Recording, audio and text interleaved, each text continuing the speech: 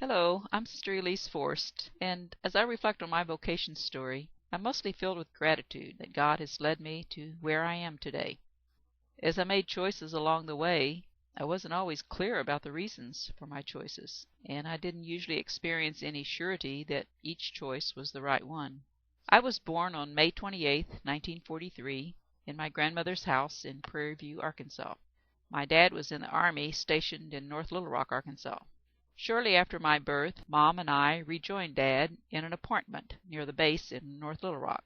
And when I was 2 years old, Dad was released from the Army. So we and my baby brother, who was born while we were in North Little Rock, moved into the little house that Dad had built earlier on a small farm near Subiaco, Arkansas.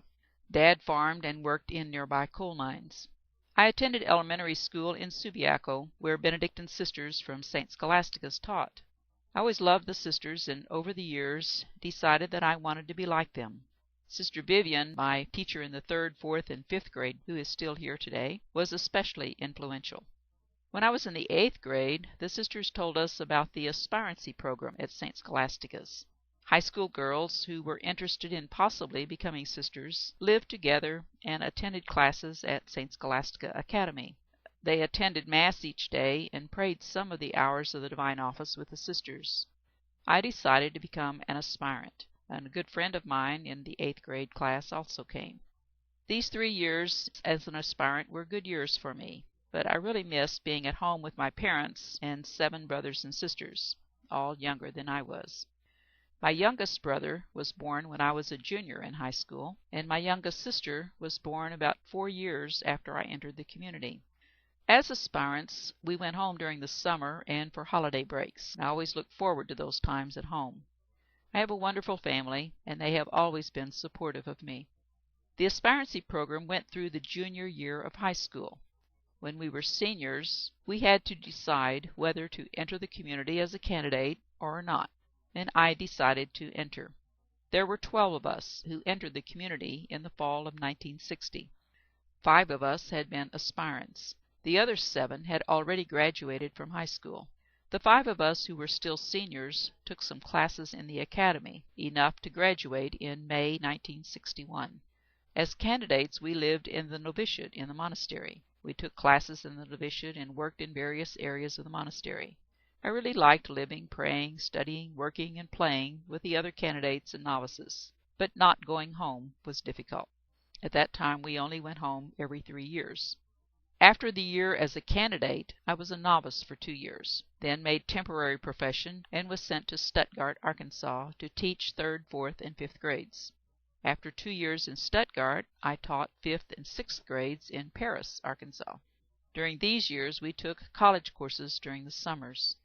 These were the years of the Second Vatican Council, exciting years in the Church, years of many changes in society, in the Church, and in religious communities. As happens with most change, there were varying reactions to the changes. For some, change was happening too fast, for others too slow.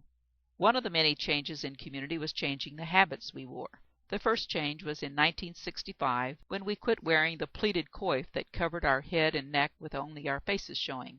I had worn the coif for 4 years and was glad to be free of pleating it and wearing it.